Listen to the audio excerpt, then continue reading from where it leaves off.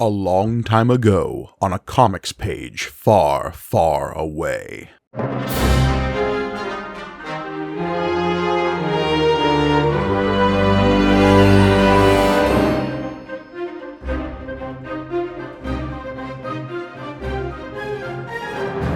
Greetings and welcome to May the Panel Be With You, the Star Wars comic book show brought to you by the Punch Up Entertainment Network. I am your humble host, Mike Gargoni, and joining me, as always, the holographic Darth Vader to my Crake Bioslug, it's John Campbell.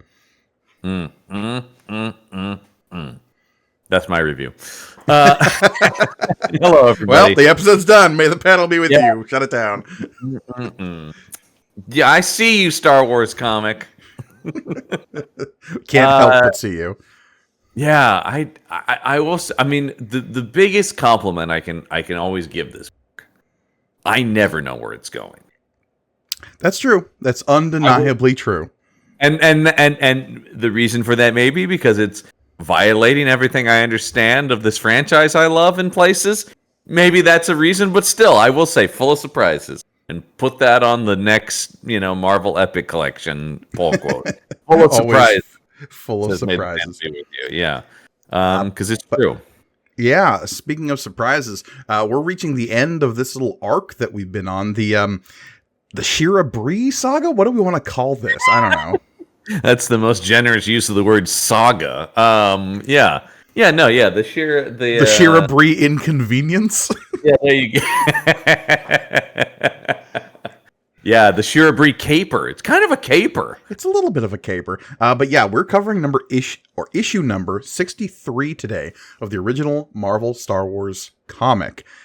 This issue originally came out in a date that I have in front of me, September of 1982. Okay. That's another yeah, keep talking. I'm going to look up something. With a lot of the same creatives that we've had over the last little while. And this is the last we're going to see of some of these people. So, look, enjoy it while you can, because David Michelini, after this issue, gone. Walter Simonson, after this issue, gone. Tom Palmer on inks, after this issue, gone. Look, we got Joe Rosen on letters. He might be sticking around. Glennis Oliver Nay Ween on colors. Jim Salicrup as our editor, and a Jim Shooter credited as Jedi Master. Little Yeah, I feel like that's like Jedi Master when I read that. He's a Jedi Master in the same way that, like, Yarrow Poof is a Jedi Master. Hitting him with those Yarrow references. Oh, yeah. Look, he's a Jedi Master in the same way that Yaddle is a Jedi Master. Yeah. Yeah. Jim Shooter and Yaddle, I feel like, are really at the same level there. What I'm trying to find out is when the first teaser trailer for Return of the Jedi came out, because I feel like it would be around this time. Mm-hmm. I do not know the information to that question. All I'm getting is 82, so I'm going to guess it's around the same time. Considering we're in September of 82, we've only got a few months left of that's 82. What I mean. We're in the last, so I'm just saying, like, I'm just trying to imagine once again, like, this idea that, like, you're already getting your taste of Return of the Jedi and you're picking this up. And look, pick this up you must, because this is the game when it comes to Star Wars tie-in content at this point. We should also mention, actually, of course, that the teaser trailer would have come out as a teaser trailer for Revenge of the Jedi. Yeah. So, look, Luke's got a lot to have revenge on, especially given this issue. And the schemes of one Darth Vader, because lest we forget, up until this point, Luke Skywalker is sort of in some hot water because he has killed everyone's favorite character, the one that the Rebel Alliance can't stop talking about, the one that even Princess Leia has to say, Luke, you know what? I love you, but you done fucked up. You killed Shira Bree. She was the new kid in school. Everybody's became the most popular girl in the high school that is the Rebel Alliance. And yes, to absolve himself, I don't quite. He's like, I better track what Shira Bree's deal was.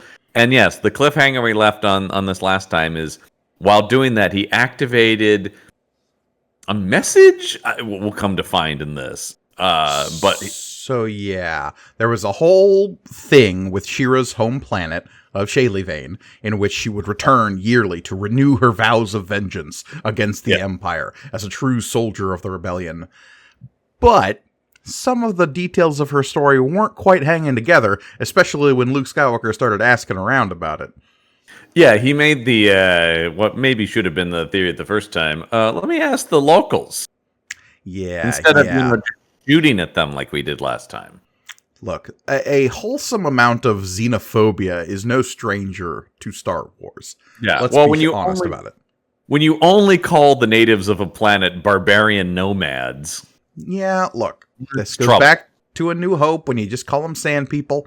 Yep. Yeah. Hey, that's their word, man. You can't call them that. Yeah. So we were left with an appearance of a sudden Dark Lord of the Sith. Yeah, because as Luke goes to investigate the ritual site where Shira had conducted this blood oath, he puts some blood on a thing, and suddenly Darth Vader is there. And that brings us to our cover, which is Luke Skywalker, I have come for you. The you really gets me. Come for you, pal. Not Chewbacca. I see you, buddy, but not you. Yeah. No interest. It's a real professional wrestling, like, I've come for you, pal. Oh no, it's Darth Vader from the top of the cage with the chair. I never thought I'd see the day in all my years of broadcasting. Yeah, it really has that. Luke Skywalker is like being blown back by the force of whatever is projecting Darth Vader on him. Ah! I will say, I dig the Darth Vader here, the Luke. Yep. I don't know where he got Han's gun from, but he's got it. He's got Han's gun all through this issue, folks. Yeah. And a lightsaber that we can't explain. There's two weapons that are nobody knows. And he's back in his New Hope attire and hair, and it's a whole thing. Yeah. Anyway, though, everybody's just like, you kids, you're gonna want to pick this one up. Your favorite character, Darth Vader's back. Hey, he sells issues. We know this. Feels very calculated, right? They're like, we can get Vader back on the cover. Look, we got a lot to get back to Vader with, because, we praised Michelini's Vader the last time we saw him, because he was, putting down a insurrection aboard his Star Destroyer. He was pulling himself in from the vacuum of space. That was rad! By the way, hold on to those memories, folks. And the time before that, he was concocting a weird scheme to get a bunch of assassins killed and steal the crown jewels of Alderaan? Because I read the rule book. So I think we might be having a scheme relapse in Vader. So just strap in. We'll talk a lot about how this book forgets some stuff. Because you're like, okay, all right, I'm with it, right? At this point, I'm going, okay, I don't know what the hell's going on with Shira Bree, but if we're getting Vader back involved, I'm intrigued. Keep intrigued, because the Mind Spider is here. I mean, yeah. It's not technically false advertising, but what that ends up being is interesting. There are two things that Luke Skywalker could say in a situation like this. The other one is, Chewie, run! Vader's found us! I don't love anything about the way that's written. Right, because it's sort of implying that the first one is just, oh, fuck? Yeah. I know, I had to be, and also, Walt Simonson, we love the man. That's a goofy-looking Chewie going, Yeah, I mean, Luke's face is a little, romance comic shock and awe kind of vibe to it as well. They're really trying to sell this, horror vibe appearance of Darth Vader. Totally. Being, by the way, a better hologram than we've ever seen in the world of Star Wars. What they can do with holograms in Star Wars is a matter of constant, back and forth, right? The vast majority of holograms we see in Star Wars are they slightly blue, fuzzy, just means of communication. Now, yeah, they're usually kind of staticky and they don't fully hold together.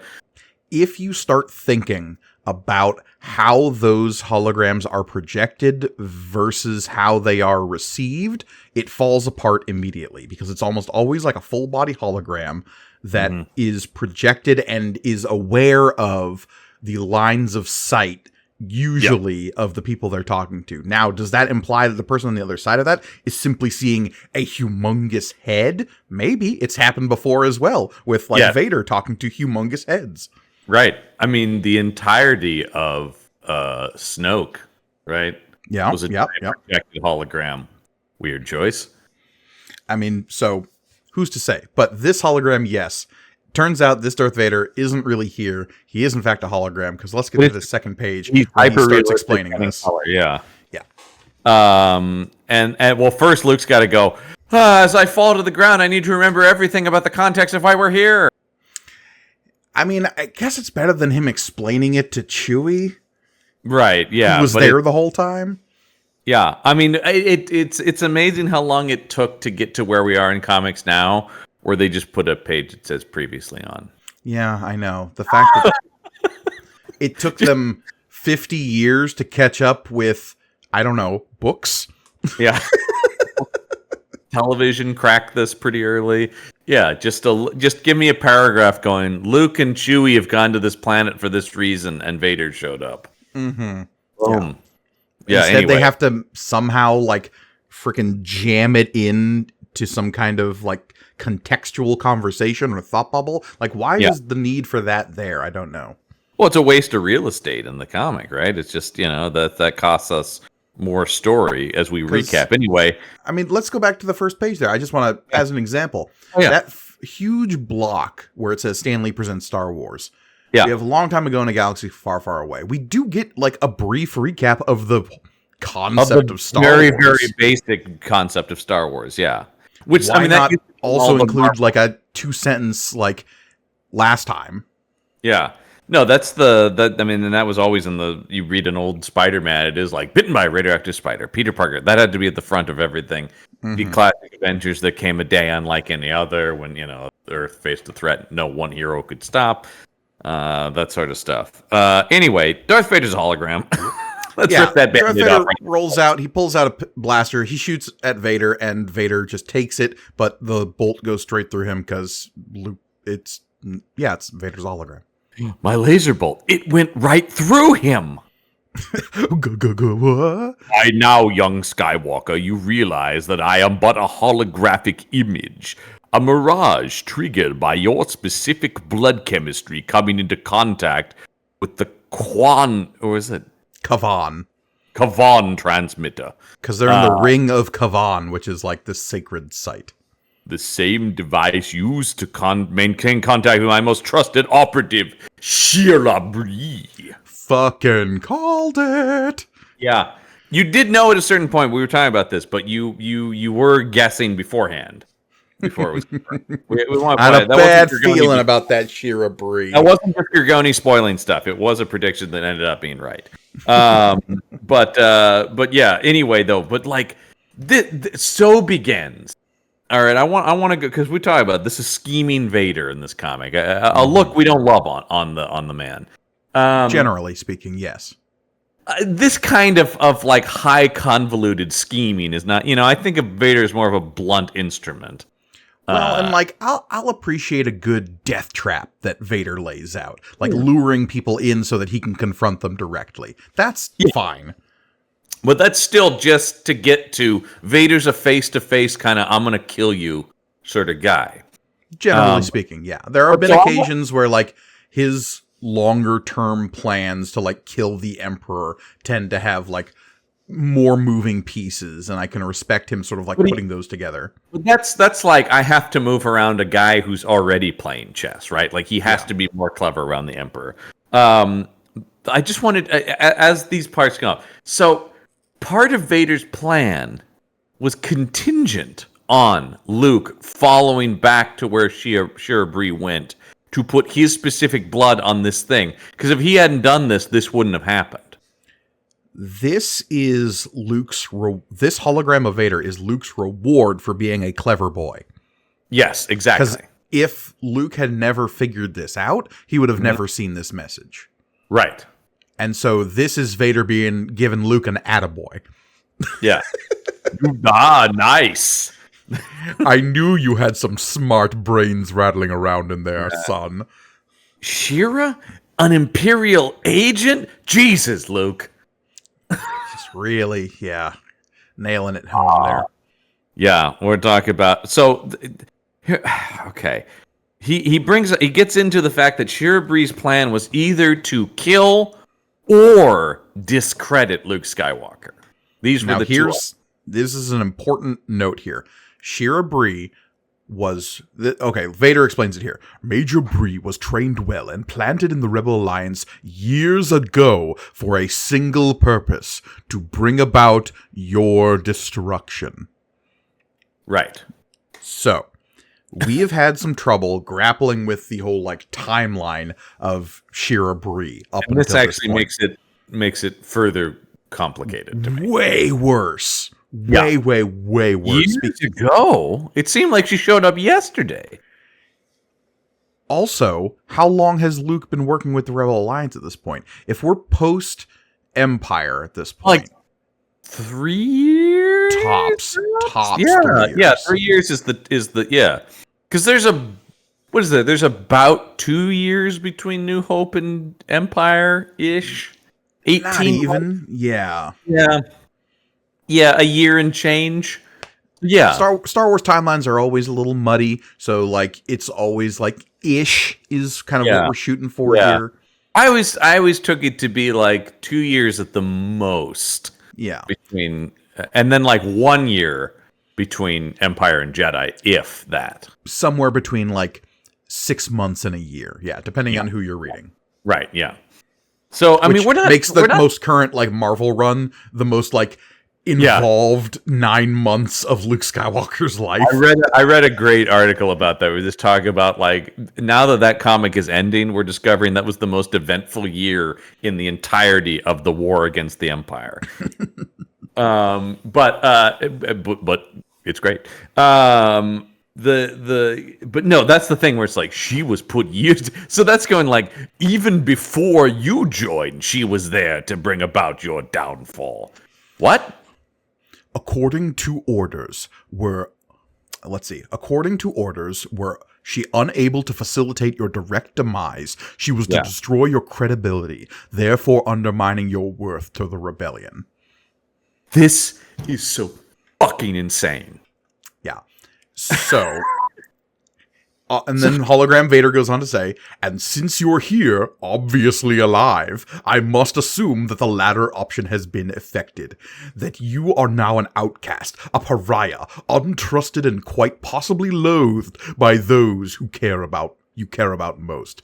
Thus, there is but one entity who will accept you, trust you, and treat you as an equal. Luke, I have come for you, and now you must come to me. God, I mean, that is really number one, a lot has really worked out in favor of the plan, like often is the case in this comic, where it's boy, a lot has really worked out for Vader on this. And two, the idea that it's just so now, as you can see, logically, the only thing you can do is join the dark side. Also, I want to talk about just blanket statement across this whole issue that has been my issue with this comic since. No mention or dealing with the father reveal, if this is post-Empire. Not for a single second does either Vader or Luke even acknowledge that he is Luke's father. Yeah, and again, something that, in hindsight is tough for us to grapple with, but there's this idea that existed between Empire and Jedi that, is Vader messing with Luke? Is that a lie? Yeah, I know. That's a crazy thing that the fellas over at Prodigious Saps with Brendan Jones, they brought that up, and I'd never thought about this before, that people apparently were well, he's lying, right? He's got to be. And the fact that there was even that sort of question is something that we can't really engage with, because as we came to Star Wars, that was already a settled matter. Right, yeah, it was already the full saga, the story of Darth and Luke and everything. Yeah, so this comic choosing not to engage with it is them being like, well, we don't know, and we're not going to comment on it either way. That really, really does damage to this as a story then that takes place after this.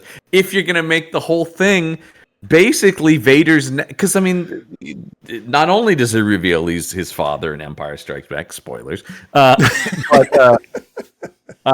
but he says, I'm your father, join me on the dark side. So he's trying to recruit him there, and he's trying to recruit him here. The idea that neither one of them, even the way Luke talks about, I expected even a half mention of, also he says he's my father.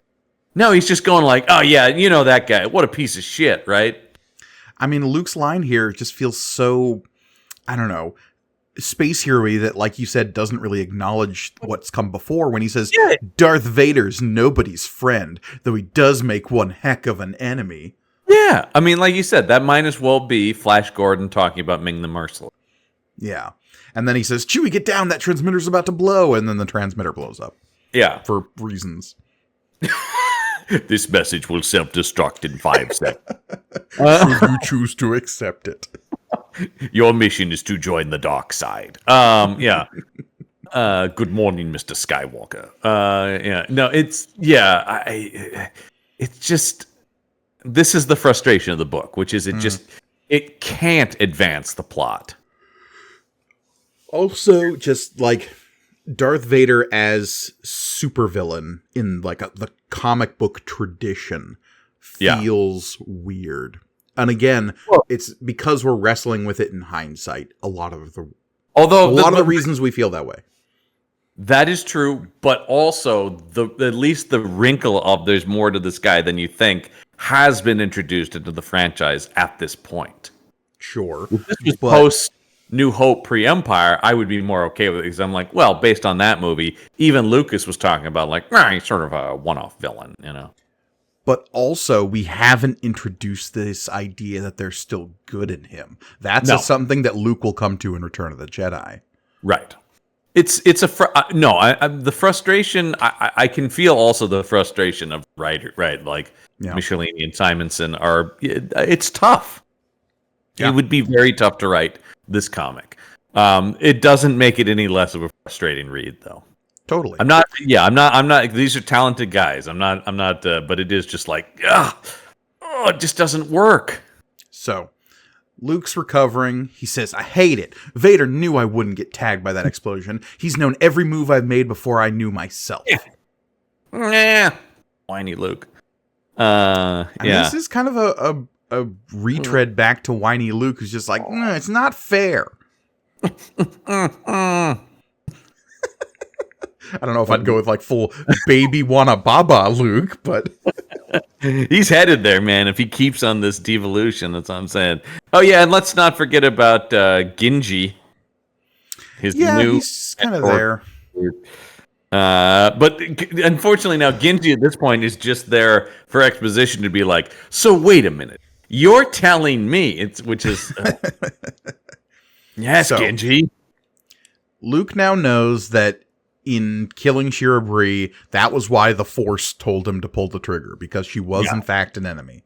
That was like his whole existential crisis last issue, was that when he reached out to the Force and asked, should he fire upon this incoming ship, the Force was like, go for it, dude, murder away. Yeah. Waster dog. Exactly. And so, but once again, okay. This, what really worked out for Vader, what he was really counting on is what happened, which is that everybody would turn on him. That Shira Bree was going to do such an amazing job. That she was going to make everyone like her more than Luke Skywalker. And then, if Shira Bree's not around, everyone in the rebellion should be asking, where's Shira Bree? That's pretty much what it seemed like her game plan was, right? Was to become Poochie, yeah. Yeah. She's totally in my face. But so that really worked out. And then the idea that now this information is not enough. Luke's like, no, if I just go back and tell them, they won't believe me. I'm going to need hard evidence. So he suddenly concocts this plan to go to a data vault on somewhere called Crake's planet. Who's Crake? Why does he have a planet? Doesn't matter. There's a data vault there. Well, and also just this idea that Luke's like, well, I know what that is, I know where that is, and then we'll just go there. Because I need evidence to show the rebellion that Shira Bree was no good, very bad, don't do it. Yeah.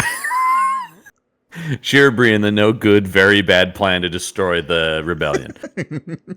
Or not even destroy the rebellion. Her just plan was just to destroy Luke Skywalker. Either and again, priority one was kill him. Yeah. Yeah. And barring kill him, destroy his reputation. And so, like, and did she even do anything, by the way? No. She didn't even do anything. She didn't. It was all circumstantial that his reputation is destroyed. Because Luke chose to shoot her TIE fighter down. She didn't do anything to make him do that. Other than fly in front of him, yeah. Yeah, but I mean, it didn't feel like the Force told him to shoot, not her. Yeah, but I mean, for all we know, she was aware of how the Imperials would jam them and concocted that situation so that she would get taken out by Luke Skywalker. It turns into that thing I hate in storytelling when it's like, no, actually, we were counting on you. It's just like levels on levels on levels, plans within plans and contingencies. You're just like, Jesus, complicated. When, like, there are several instances in the last few issues in which if Shira had been a traitor the whole time, there were so many opportunities for her to kill Luke Skywalker. That's the other thing. Yeah, by saying that was actually the first step to kill him was the main plan, then she totally failed at that. Yeah. Yeah. Anyway, what was the point of like making him fall in love with her or professing her? What was the point of any of that? John, clearly you've not read enough enemies to lovers fic. That's all I'm saying. Oh, yeah, no, yeah, clearly that's the problem. We didn't get to the whole, but I got feelings for you, Luke, moment where she does the double twist. I did. I will say that would have been an option, legitimately, that they could have done that had we known anything about this character, but by making her this total outside force, she made no sense as either friend or foe. Now, here's a question. If, via dramatic irony, we, the reader, became aware she was a traitor, like, right from the start, if we have caption boxes where she's, like, contemplating the fact that she's going to have to betray all these people, does that make for a more compelling character? Yes. Well, it makes for at least a more complex character, right? Yeah, yeah. Instead, it's just like we've never known, because she's already, well, I don't want to spoil the end of this issue. She's already dead, which is insane. Just let her be dead. But by the time all this is revealed, so we never get any sense of who she really is as a character. We only are ever presented with the false identity she's presenting herself as. True. Yeah. All we ever get is the Mary Sue, Jolly gee, Ace, we're going to go zap those Imperials. What? Yeah. I would love it if she's like, oh, I hated talking. Anyway, Luke they're going to Crake's planet. And as he says here, and if that black-hearted Sith Lord wants to stop me, then by all that's holy, let him try, as we get a close-up of his clenched fist. Meanwhile, in a very familiar-looking meditation chamber, parsecs away, we have Admiral Geel reporting as ordered, my lord. And, yes, Admiral Geel showed up to the guy who lost the whatchamacallit, the teasel, the weird energy being. Don't worry, they'll say it like 30 times here. So, the teasel, you said, that's what it was called. And we've liked this guy so far, and now he's got to come face to face with Darth Vader, and we know what happens to Imperial officers who have failed Lord Vader. Well, we've talked about Geel is actually one of the more, even though he's still failed objectively, he's one of the more competent Imperial officers. And so yes, he's being called on the carpet to face the music. I do like this one note about Vader is struggling to meditate, as if someone had stepped on his grave. Is he sensing Luke moving against him? Is the idea? I guess, yeah. Yeah, it's that vagary of the Force that particularly early Star Wars deals with, where you're like, and later there'll be a big example of this, where you're like, exactly what is it? How powerful is it? How much can other people sense or control each other? And it's way better when it's vague, though. So, like, I'll take the weird, vague mystic stuff over hyper specific, like, well, he used this many metachlorians, so his mana bar is empty. Oh, yeah. No, I think we're both on the page of keeping the Force mostly mysterious is a good idea. Midichlorians. It doesn't enrage me as much as some fans, but I definitely am not a fan. So yeah, on this next page, Gil is facing the music, and Vader's just like, I do not take its destruction lightly. And Gil, kind of in like a ballsy move for an Imperial officer, is basically just like, hey man, I was doing my best. Yeah, it's like, they used tactics I couldn't have predicted. I'm here to take the blame. It was my responsibility, and I accept whatever punishment you feel is necessary. It's like I don't think I screwed up, but something happened, and so I take the blame. And I will say, Vader, in a rare moment of decent leadership, is like, okay, but game, respect game. But something has to happen. You get demoted to. I believe the only time in Star Wars I can remember anyone being called Lieutenant. Why are we giving him the British? They're evil Brits. They're all evil Brits. Might as well give them Lieutenant. Yeah, but I think they still say Lieutenant. This guy, in fact, you're the only Lieutenant. That's the real sting, pal. Yeah. And so, yeah, because I like when he's just like, all right, I can look at the dialogue right here where he's just like, as you wish, my lord. Good day. Yeah, and he's like, thus for now, I shall allow you to continue your service to Empire. Lieutenant Gil. Ooh, hit him on the way out. That's gotta burn. Don't let the donut hit you, pal. I mean, that is kind of a mirror of what he does with Nita, right? Yep. Well, then, it is Admiral Nita. It is nice to see Vader not just jump right to murder. As much as we enjoy it. Oh, I mean, of course, yeah. I mean, nothing better than when he told that guy to go out the airlock. That's still the most badass moment in this comic. Oh, yeah. Yeah. Gil leaves, and we have a report to Vader from another officer saying, hey, the Shaylee Vane thing self-destructed. That probably means that Skywalker has figured some things out. Yeah, it's like, what? Oh, great. I do love the idea that, I do just like the idea of Gil leaving and another guy passing. Okay, I gotta tell him something too. Well, the guy that is coming in is just like, oh, I have 2 more guys outside to carry the body out. And you're okay, cool, great. Okay, well, perfect. Great. Well, I still got to give him this message. Yeah, he's just like, they've activated. He's like, but this is then all is proceeding. Okay, here's where Vader, once again, all is proceeding is planned. He goes, let's go to Crake's planet. So he not only knew Luke's next move immediately. Sure. He's the ultimate chess master. I've been 10 steps ahead the whole time. Bobby Fischer ain't got shit on Darth Vader. Yeah. Check and mate, Mr. Fisher.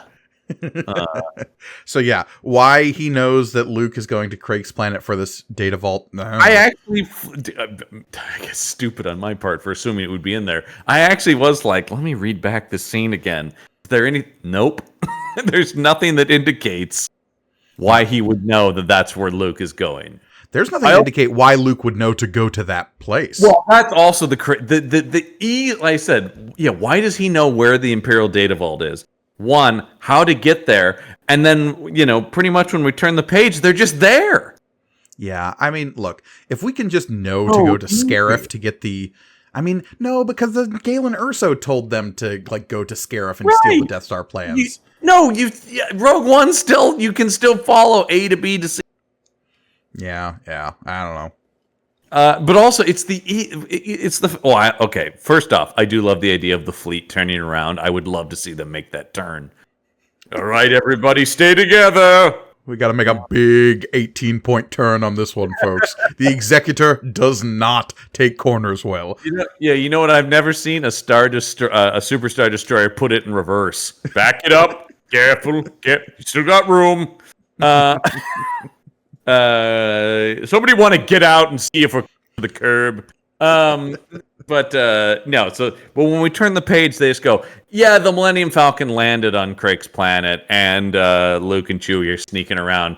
You go, it's classic, like, just, we don't have time for this. It's not even lazy storytelling as much as we don't have time for this. Where you just have Luke going like, wow, Chewie, it's a good thing we knew about these old smuggling Yeah, this dialogue here is, I know it's close in here, Chewie, but it's the only way. The data vault is like a fortress, and we'd never get in with a frontal assault. We're just lucky the Falcon's computers had info on these tunnels. They seem to be used for smuggling in the old days. What old days? How does the Falcon know about this? Don't worry about it, just keep going. Well, we know now, thanks to Solo, that it was L3 specifically who knew it. But, like, why would they have information on an Imperial data? It doesn't matter, yeah. How long has this been here for? And then when we get to this is just crazy. All right, so they run into this weird slug thing in the tunnels, but it's mostly just afraid of them and their light. And so they come out of this cave into a canyon. And what's this? It is Crake's data vault, which is this Giger-esque nightmare suspended in between two canyon walls. I was going to say, this is when they let Cronenberg direct Star Wars. It's so weird. Why is the... I'm not saying this thing couldn't exist in Star Wars, but it's a weird thing for the Empire to be using. So what Luke says here, the computer said the vault complex had been grown, that it had been extruded by the slugs like the one we saw in the tunnel as a sort of crystal cocoon shaped by Imperial engineers using sonics to control the slugs' movements. Sure. Okay. I mean, we've seen sonic controls of monsters in the Star Wars book before. What's his name was using it on that garbage world with the big trash millipede. Yeah. But it's a weird thing to me specifically that the Empire, when do you ever see anything in the Empire that isn't like the most high tech, lots of lines, sharp corner, you don't see a lot of this sort of organic weirdness in Imperial design stuff. Yeah, no, they wanted to draw a something the fucking Skeksis would live in the Dark Crystal. Yeah, and like I said, I could imagine this thing existing in Star Wars, but it feels really weird to be the Imperial data center. Yeah. Again, the like vaults on Scarif make a lot more sense where that's concerned. Yeah, the Scarif vaults are really cool. I love that whole design. But yeah, no, here we've got this weird fucking xenomorph nest. Yeah, sure, man. Yeah, this big old egg sack that has Imperial data. Yeah. Anyway, but they didn't say what the installation looked like. Anyway, they're gonna go clambering over there, even though there's guard patrols all over the place. And how do you even know where the hell to go in this thing? Are there like floors, levels? Yeah, I mean, oh boy, yeah. And then, all right.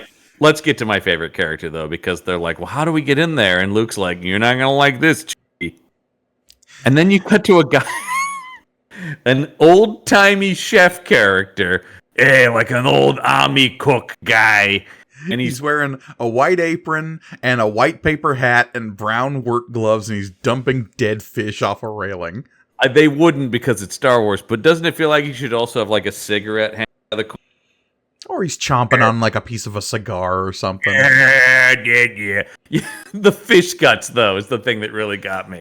Mm-hmm. It's such a cartoon thing of the fish skeleton amongst the waste in there. This is a character from Popeye. Absolutely. This is 100% a Popeye character. He feels like an old Navy chef. This guy's working on a battleship, which I guess is their idea if this is the Imperial. But just the idea goes, yeah, I'm working in the weird egg sack. Throwing out my garbage. Look, it's a 6-month tour on Craig's planet at the data vault, and you never get used to the smell. It's nice to know who Walter Matthau would play in Star Wars. That's all I'm saying. Cautiously, Luke Skywalker and his Wookiee companion Chewbacca, because there's another Wookiee companion, crawl out of the tunnel opening, making their way down the canyon face to the rough glass-like claw of one of the data vault's support struts. Yep. They do that. I mean, thank God they just write out that they do that. We can't show that. Well, there's just this issue really feels like you guys are limited on real estate, aren't you, here? Because there's a lot. Anyway, though, let's go quickly check in with Princess Leia, who's real worried. Oh, yeah. Remember back on Arbra?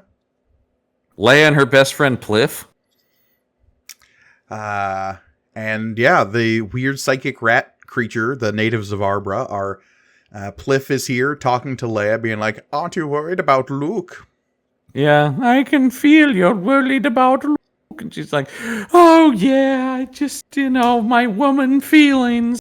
I read this more as like the Force, not...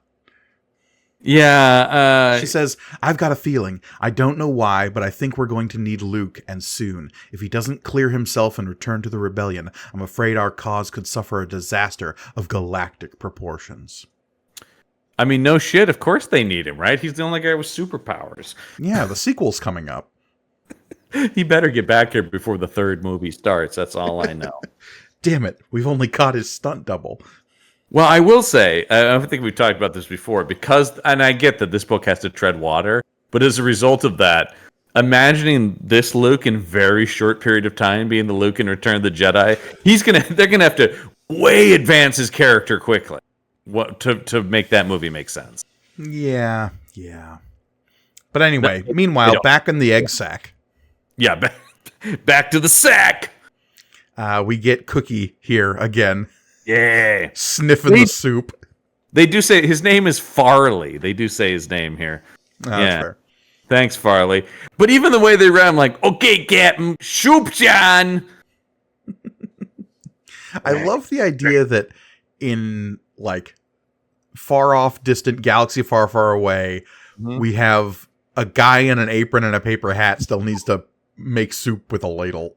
Yeah, no matter where you are or when you are, this is the guy making the chow, And, like, look, I understand. Star Trek is the franchise with the replicators. Like, Star Wars, you get weird foods here and there. You get Luke, like, pumping milk out of a space walrus and, like, freaking... Why are people so upset by that, by the way? Because they destroyed their weird, fetishized image of what Luke Skywalker should have been. I guess. That just made so much sense to me. That felt like such classic, like, weird Star Wars shit. Yeah, I don't know. Because the milk was green, not blue. Yeah, but why would it be? Okay. Hey, man, if you go to the Disney Star Wars thing, they have blue and green milk. Yeah, look, you can have it in all colors. Yep. The rainbow of milk colors. Anyway, though, I also loved him sniffing the pot going, perfect. He takes pride in his work, man. Yeah, of course. The captain here is sipping some soup. He says it tastes a little different, but he's quickly interrupted when a gun is put to his head. Specifically, Han Solo's blaster. And once again, because Han Solo's not here, Luke Skywalker has to act like Solo. Yeah, because the captain says, this soup tastes funny, and as he puts the gun to his head, Luke says, it's the seasoning. A total Han Solo line. Absolutely. And then... the red buttons like, sorry, Captain, they came out of nowhere. And the goofy look on Farley's face, headlock, Chewie's like, wow. Suddenly he's a character from Archie. Womp, womp, womp, womp. Yeah, he's Pops from Archie. Yeah. Rebel. Yeah, how does this guy know these are rebels? Yeah, I don't know. I guess Luke Skywalker would be famous. Yeah, but it seems like he should then be like Luke Skywalker, not Rebel. Nah.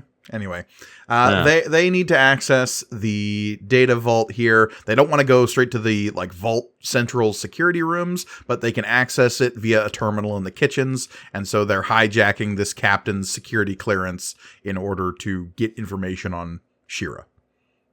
Right, exactly. And so the guy's like, well, why would I tell you how to get into that vault? And Luke's like, because I poisoned you, dum-dum. Luke floats a capsule of poison above his hand and is like, look, it's slow, but it'll kill you. And if you don't get the antidote from me, too bad, sucker. And in classic cartoon fashion, you know it's poison because it has a skull and crossbones. Of course, yeah. Yeah. How else would you know? So they roll that over, and he's like, "Oh, I already feel it. It's tearing up my guts." Quick, help me to the console. I'll program anything you want. Yep. Meanwhile, some workaday stormtroopers are like, "Hey, man, what are we supposed to be doing?" Look, that's what Lord Vader ordered. We're to capture the rebel when he tries to enter the computer room. And then, okay, I really had to stare at this. And really try to figure out the stormtrooper with his Google glasses? Yeah. So it's, for those who aren't watching, you can see it on the screen, but for those who aren't watching the video version... Yeah, the panel in the top right here, yeah. It's a stormtrooper helmet, but he's got a little like metal arm coming out of the helmet, and then some kind of little display screen that sits, which seems so impractical. And it's just flashing alert. Yeah, because the other stormtrooper who asked the original question says, "Oh, then I guess I should ignore the alert I'm picking up, huh? The one about the top secret information that's just been illegally channeled into the kitchen terminal? Okay, smartass." Well, I'm the guy with the alert helmet, so come on. Yeah, I just never seen this in Star Wars. Yeah, I don't know. You imagine this showing up in a movie? Like, you actually never really see information is almost always conveyed via handheld communicators that is just voice to voice, or information on a tablet, and you never really see any of those updating in real time necessarily. There's a certain amount of information delay in Star Wars that makes some of its stories possible, right? You have to transport the information about the Death Star plans by hand from one guy to the next until you download it into a computer. It cannot be transmitted unless it's from planet to spaceship. Some of these rules aren't hard and fast. No, and just the idea that the guy's like, hold on. Okay, let me take a look here. It seems ridiculous.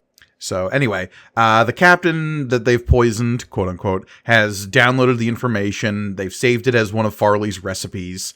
That way Chewie can knock him out, and they can keep the cook in a headlock.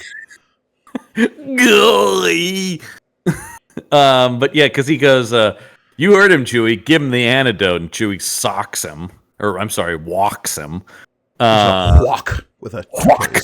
Yeah. And the cook is like, he'll die from the poison you gave him. And it's just like, oh, I just put just soap flakes from the dishwashing droid. Because I'm such a scamp. Once again, he's very Han Solo-y. Yeah. Anyway, Luke now also has time to watch a recording of Shira Bree's personnel file. He's just like, hold on, Chewie, before we get out of here, I better make sure I know what's on it before showing this to people. Okay, now you ready for the wildest piece of how this doesn't hold up to me?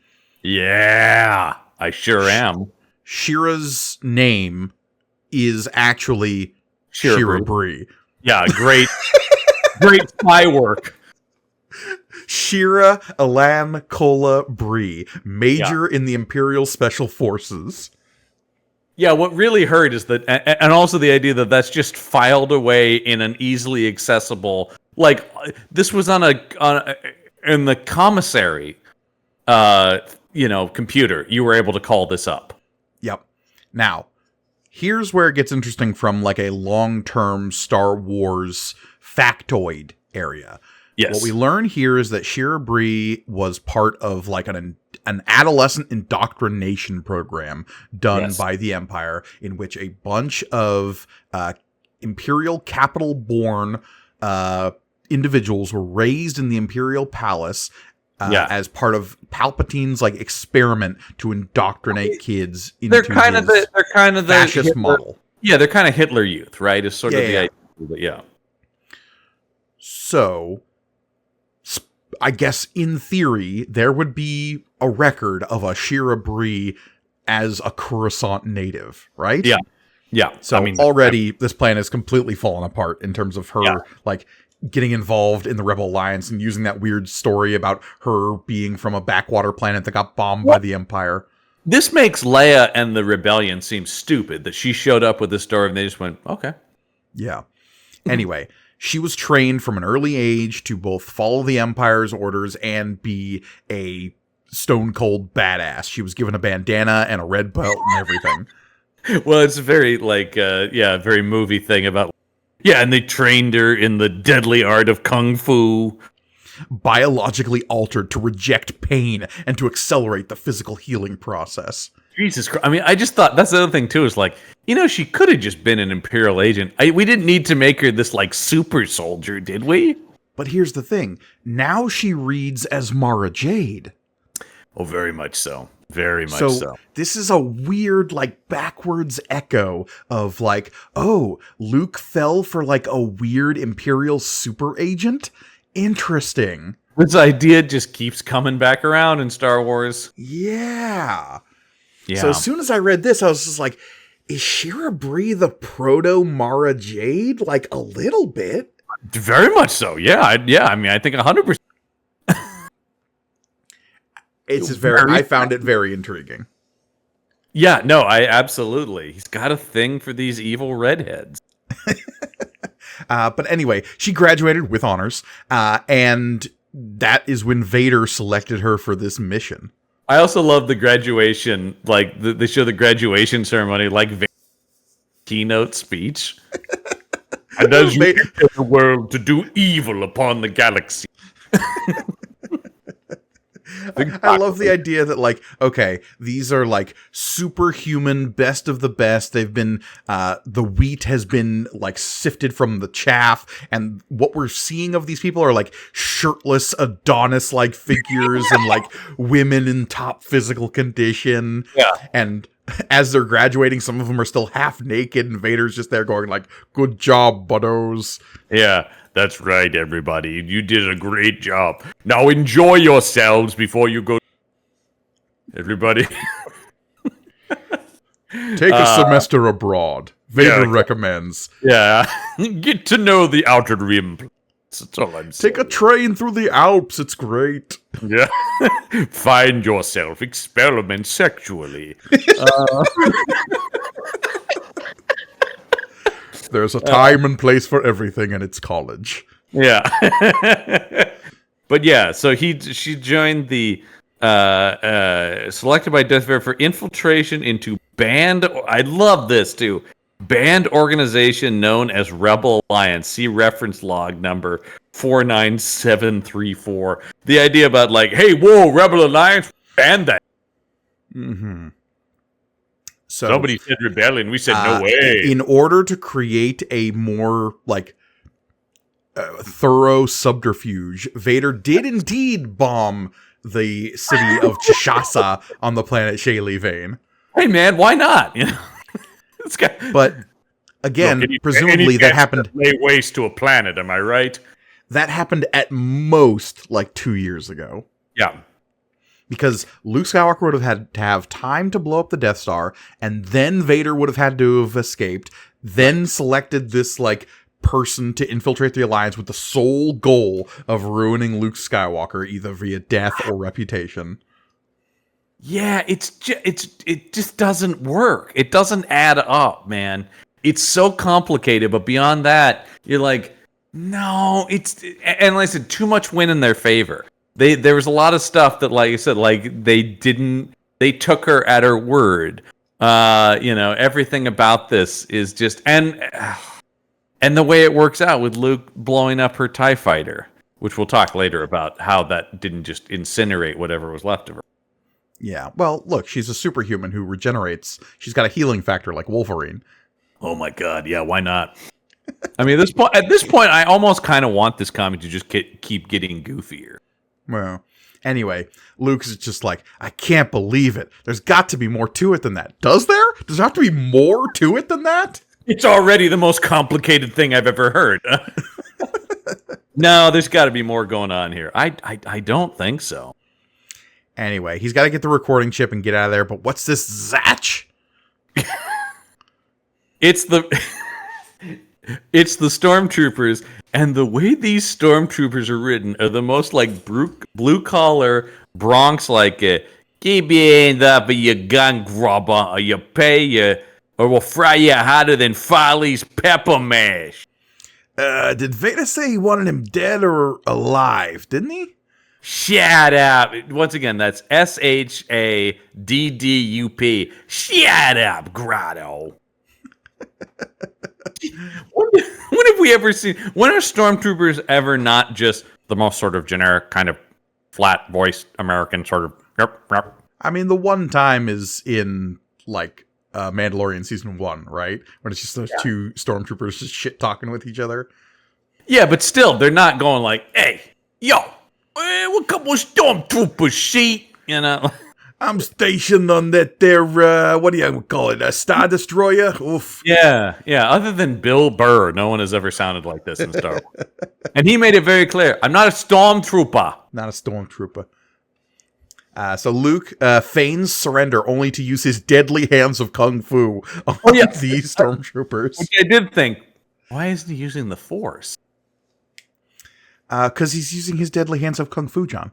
Including, at some point here, if we turn the page, this uppercut that's clearly breaking a stormtrooper's neck. This crack. Yeah, I mean, Simon... And then he grabs that guy's body and uses it as a shield when the blasters come in. I mean, Simonson is just drawing an Iron Fist comic at this point. I'm here for it. Oh, no, it's fun. It's just like... any idea that this is the Luke Skywalker we know from the movies is... Yeah, well, look. Luke is firing. He's karate chopping, uppercutting, blastering, and now he's got to get the heck out of here. And it looks like Chewie's on his own. Oh, no. Not Chewie. Chewie will be fine. Meanwhile, kilometers above. We're on the Superstar Destroyer. Yeah, with a big arrow. Man, that thing's proportions are wonky in this panel. Yeah, it doesn't quite work. And so Vader has arrived at Crake's planet. I know. Forward on landing requirements at force field control at once and begin descent. Yeah, that's an interesting... So wait, they're going to land this thing? Imagine landing a Superstar Destroyer. Yeah, I didn't think they did. No. You've never even seen just a regular Star Destroyer. These ships don't land. No, well, the only time I've ever seen like something the size of a Star Destroyer land is in Clone Wars when you have the Venators, which are like the precedents to the Star Destroyers. You've seen those land, and mostly in water, honestly. Making sense, right? Yeah, but you have seen them on land, like at the end of Attack of the Clones. That's true, and also those were technically though different ships. I do feel like these just. Start landing procedure, everybody. We're bringing her down. Yeah, let's land a ship the size of Manhattan on top of this planet. Yep. Anyway, so they're bringing it down. Luke is still... Well, he's kicking a stormtrooper off a cliff. Yeah, it's okay. His parachute desployed. He'll be fine. Oh, I didn't see that part happen. Are you okay, Bill? Yeah, I'm fine, he says off screen. Yeah, I actually landed super soft down here. A bunch of pillows or something. That's crazy. And so Luke, though, is able to get out of the cave system. He traverses back through the smuggler tunnels quite easily. Yeah, well, he uses his grappling hook, as is a classic Star Wars move. Gets back over to the caves. Yep. And gets in the Millennium Falcon. Yeah. Since Chewie's the only Wookiee on the planet, it shouldn't be too hard to find him. And what's this? Yep, it's Chewbacca on top of the weird egg sack thing, just chucking stormtroopers off. I mean, I do love just Chewie with a stormtrooper raised up overhead. I never get tired of that image. But there's an energy field over the top of this, canyon. And Luke can't make it there to save Chewie without it being turned off. So now let's get into Luke Skywalker, mind control master. We all know the classic Jedi mind trick, but that's just, once again, it only works on the weak-minded, as always stated. So not Watto. Because of all the people who are strong of will, Watto is top of that list. Jedi mind trick works on me. Only money. Yeah, too greedy to be convinced by Jedi mind. But yeah, and but Jabba's just too fat? I don't know. Yeah, can't penetrate those layers of fat to get at his brain.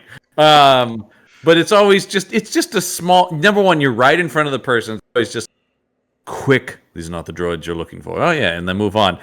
Here, this really speaks to a level of power that is almost limitless. If you could do what Luke does here, why don't they do this all the time, constantly? Once again, trusting the elemental power known as the Force, Luke Skywalker reaches out with his mind and reaches into the Data Vault Security Center. So, he telepathically, like fucking Professor X, reaches out to someone he's never met before at a location he's never been to and takes over her mind. Dude, this is maybe even more powerful than Professor X. Professor X would still need Cerebro to do this, right? Like, because we close in on a brain of an Imperial officer here, and she's just like, hey, there's dust on that console. You should, to disengage protective energy field immediately. Yeah. I mean, like I said, if I don't understand. I mean, the Clone Wars should have ended in 2 seconds if Yoda or something could do this, right? Like, and like we've seen force powers that like let you like remote view something sometimes or get visions of things. And like, yeah, generally the mind trick, you have to be like right in front of them and do the hand thing. And usually it's just sort of a quick thought, right? It's just sort of like a move along, you know. The most intense version of it I've seen is in the Clone Wars when you have Obi-Wan, Anakin, and Mace Windu interrogating Cad Bane, and they like basically try to crack open his brain. And it's written as like a horrifying torture scene. Right. Which like, okay, this power can be taken too far. And that's another thing too, is it's sort of like, maybe you could get to this place, but there would be a cost. Here, it's so easy for Luke to do. It works instantly. There's no repercussions, you know? Yeah. I mean, so yeah, it works. The shield comes down and the Falcon swoops in, saving Chewie. The Imperial officer gets her mind back and says, who put down the energy shield? That's crazy. No one would make that decision. I do love Chewie. I love Chewie just like Olympic diving at the Falcon and landing in the cockpit.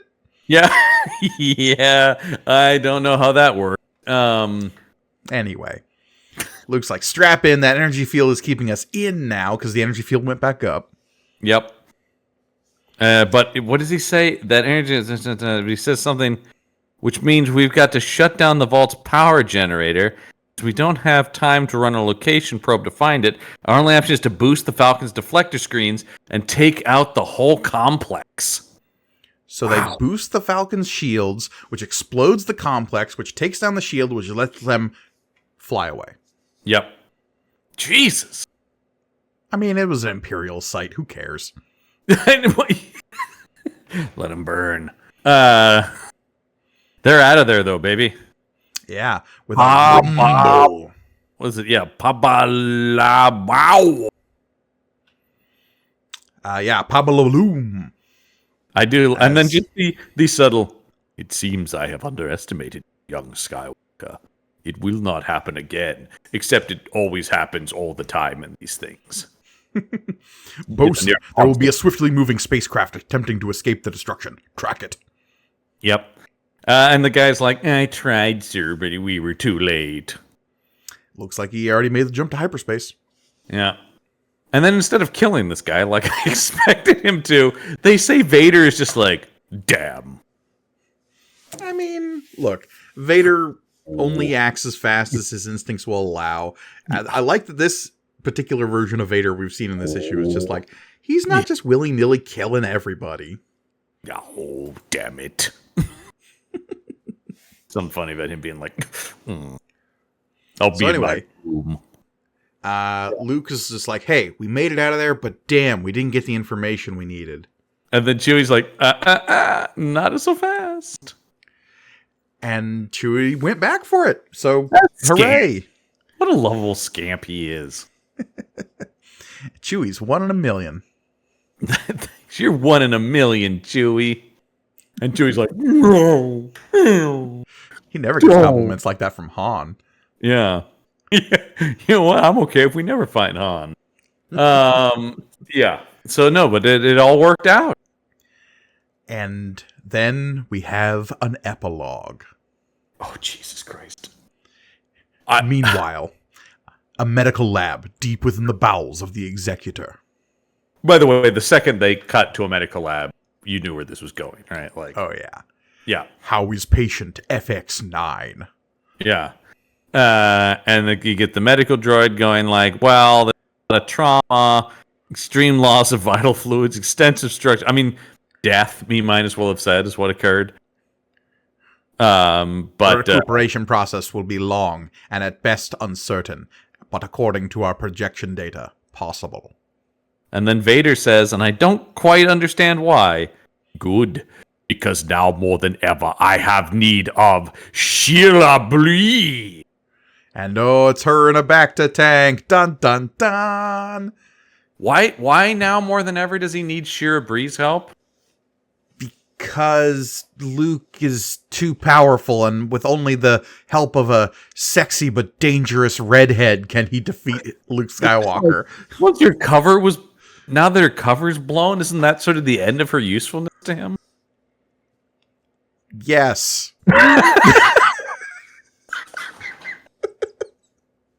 Yeah. Yeah. I don't know. I could argue she actually wasn't really that good. I mean, I guess she sort of succeeded. Yeah, I don't... Look, I've only read ahead so much, I don't know exactly where this is going. Or if it ever comes back up again. Because like I said, we lose our creative team here after this. Right. That's sort of the thing. That's kind of my thought, too, is like, well, where is this going? What possible dramatic gain is there?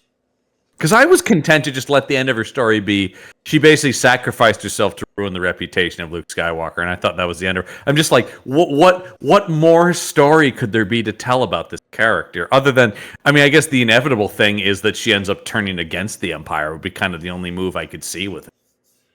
Or the idea that they somehow use her connection to Luke Skywalker to twist him further away from the rebellion, because Luke keeps insisting that there has to be more to this. Yeah, which once again is insane.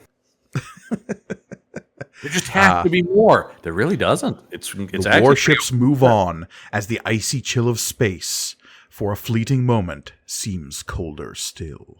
Yeah. Bum, bum, bum. And that's the last thing Michelini will write in Star Wars. But next, we get The Trouble with Golrath. Sure. Forget about anything, you guys. Who gives a shit? Yeah. Oh, you know, that old Golrath. Scamp. Yeah. Ah, boy. Well, there you go, folks. It's not the last thing Michelini will write. Michelini's got a few more issues under his belt, but we're going to lose Walt Simonson here, and then Michelini is not long for this comic from here on out. I believe we'll lose him in issue, let's see, 69, I want to say. So he's got 70. He's got a few more in him, but the creative team that we've grown accustomed to is getting shuffled around from here on out until eventually in issue number, I believe, 71, we'll get Joe Duffy as one of the new, like, ongoing writers for this book. Well, that's a familiar name to Marvel readers. Mm-hmm. Absolutely. There you go, though. There it is. Now, Gorgoni, next, though, I believe am I correct in that are we taking a break from this, or are we going on? We're as is our wont, we are taking a brief sojourn away from the Marvel Star Wars books, and this serves two purposes. One, to give us a break of the 70s nonsense, but also to Yeah. expand our reading into books of other eras. And in this case, we will do our tried and true tradition of jumping over to one of the Infinities books. The Star Wars Infinities books are, of course, the ones that ask the big what if questions that are so fun in comic books. The Infinity of A New Hope was suitably insane, which I believe, if I'm remembering correctly, ended with Yoda piloting the Death Star into the surface of Coruscant, killing billions. Yep. It was a genocide suicide. Yep. So we're going to follow that up with Star Wars Infinities, The Empire Strikes Back, which asked the daring question, what if Luke froze to death on Hoth? Yeah, I remember this one, maybe the clearest of the bunch, and I love it. We'll get into it, but yeah, I do love these Infinities books. I wish there were more of them, honestly. As far as I know, there's only the 3 for the 3 original movies. Yeah, they've done the prequels and sequels and everything. Marvel, get on that. Yeah, and you can just call them what ifs now. Yeah, exactly. But yeah, we're going to take a quick 4-week break to go cover that, and then we'll be back to keep on trucking in through our Marvel Star Wars adventure. But I think that's going to do it for this time. Well, yeah, and if you want to hear even more from us, you're going to want to go over to our Patreon page, which is patreon.com/punchupent. That's punchupent. Get cool exclusive bonus content from all of the shows on the Punch Up Entertainment Network, including Material Components, Campbell and Jones Meet the Monsters, and the IP Squad. So make sure you head over there and support us on that platform. Absolutely. And of course, the other way you can help support the show is by joining us over on YouTube. That's youtube.com/@punchupentertainment. One of the best ways to enjoy this show, if I'm being honest, we referenced it earlier, but if you're doing it there, you can read the comic along with us and see all the weird stuff we're talking about on the page there. While you're there, please like, comment, subscribe, help us engage with that almighty algorithm so that we might wrest control of our destinies away from those terrible forces which clutch us ever tightly upon the YouTubes. And please let us know in the comments below, what do you think of weird Geiger-esque architecture in terms of the Empire's whole aesthetic? I think it can work. Sure, I guess. I mean, they showed me in this comic it does, so I might have questioned it. But I think that's going to do it for us this week. As always, I've been Mike Ergoni. I'm John Campbell. And as always, may the panel be with you.